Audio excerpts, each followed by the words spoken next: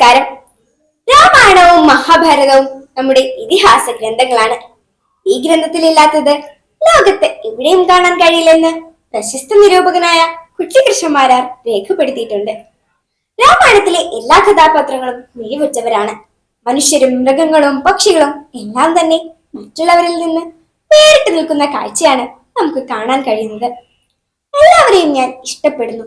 എന്നാൽ എനിക്ക് കൂടുതൽ താല്പര്യം തോന്നിയിട്ടുള്ള ഒരു കഥാപാത്രമാണ് മണ്ഡോദരി.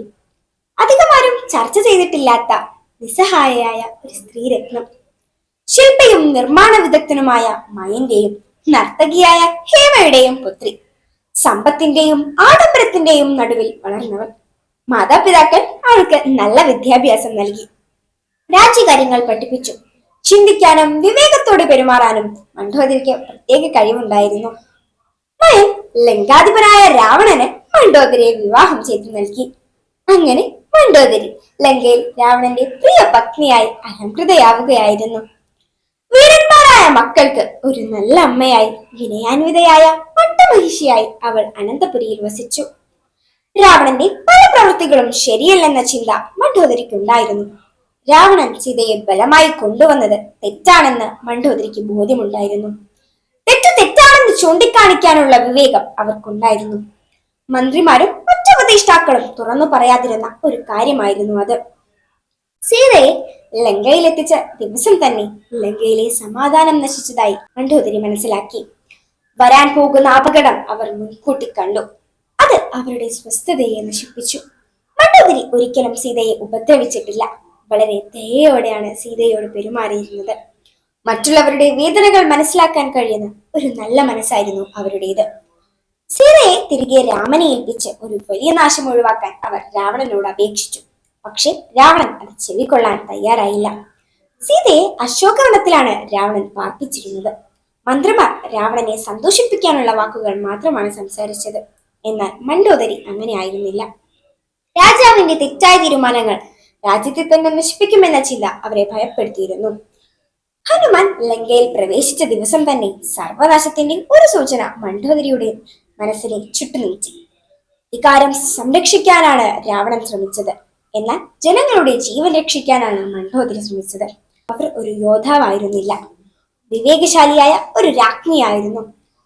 ധർമ്മത്തിന്റെ വഴിയിലേക്ക് മടങ്ങാൻ അവർ രാവണനോട് അപേക്ഷിച്ചു. എന്നാൽ ലങ്കാധിപൻ വഴങ്ങിയില്ല. പ്രിയപുത്രൻ മേഘനാഥനെ യുദ്ധരംഗത്തേക്ക് അയക്കുമ്പോൾ ആ മാതൃഹൃദയം തുമ്പുകയായിരുന്നു. ദിവ്യാസ്ത്രങ്ങൾ വശമുണ്ടായിട്ടും മരണം വരിക്കേണ്ടി വന്ന പ്രിയപുത്രന്റെ മുൻപിൽ അവർ രാജ്ഞിയായിരുന്നില്ല, വേദനിക്കുന്ന ഒരമ്മ മാത്രമായിരുന്നു. അവസാന യുദ്ധത്തിന് പുറപ്പെട്ട രാവണനെ ദുഃഖത്തോടെ നോക്കി നിൽക്കാൻ മാത്രമേ അവർക്കായുള്ളൂ. യുദ്ധം തോൽക്കുന്നവരെയും ജയിക്കുന്നവരെയും നശത്തിലേക്ക് നയിക്കുമെന്ന് അവർക്ക് മനസ്സിലായിരുന്നു. ആദ്യഹൃദയ മന്ത്രം ജപിച്ചുകൊണ്ട് രംഗത്തിറങ്ങിയ രാമന് മുൻപിൽ രാവണന് അടിയറവ് പറയേണ്ടി വന്നു. ഭർത്താവ്, മക്കൾ, കുടുംബം എന്നിവയെല്ലാം നഷ്ടപ്പെട്ട മണ്ഡോദരി ഒരു ദുഃഖപുത്രിയായി മാറി. മണ്ഡോദരിയുടെ ജീവിതം നമ്മെ ഒരു വലിയ കാര്യം ഓർമ്മപ്പെടുത്തുന്നു. ഒരു നല്ല ഉപദേശം നൽകുന്നത് മാത്രമല്ല, അത് കേൾക്കാനുള്ള സന്മനസ്സുള്ളവർ കൂടി ഉണ്ടായിരിക്കണം. ഒരാളുടെ മഹത്വം നിർണയിക്കുന്നത് ജനിക്കുന്ന കുലത്തിന്റെ പേരിലല്ല, അയാളുടെ പ്രവൃത്തിയിലൂടെയാണെന്ന് നമുക്ക് മനസ്സിലാക്കാം. പതിവ്രതാരത്നമായ അവരെ ഓർമ്മിക്കുകയും ആദരിക്കുകയും ചെയ്യുന്ന ധാരാളം ആളുകൾ ഇന്നുമുണ്ട്. രാവണന്റെ പത്നി എന്ന നിലയിലല്ല, നല്ലതു മാത്രം ആഗ്രഹിക്കുന്ന, അതിനുവേണ്ടി പ്രവർത്തിക്കുന്ന ഒരു വിവേകിയായ വനിത എന്ന നിലയിലാണ് ഈ ആദരവ്. അധർമ്മ മാർഗത്തിലൂടെ ചരിക്കുന്ന അധികാരമോഹിയായ അഹങ്കാരിയായ സ്വന്തം പതിയെ ധർമ്മമാർഗത്തിലേക്ക് നയിക്കാൻ അവിരാമം പ്രയത്നിച്ച പതിവ്രത.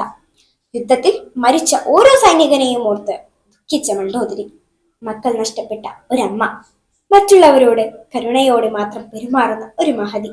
ആർഭാടങ്ങളിലും സമ്പന്നതയിലും അഹങ്കരിക്കാത്ത രാജപത്നി. എല്ലാവർക്കും നന്മ മാത്രം ആഗ്രഹിച്ച ധീരവനിത. ഈ യുദ്ധത്തിന്റെ കാലത്തിൽ മണ്ഡോദരിമാർ ഉണ്ടായിരിക്കാം, അവരെ അനുസരിക്കാത്ത രാവണന്മാരും. സ്നേഹത്തോടെ മണ്ഡോദരിയെ ഞാൻ മനസ്സിൽ സൂക്ഷിക്കുന്നു. നന്ദി, നമസ്കാരം.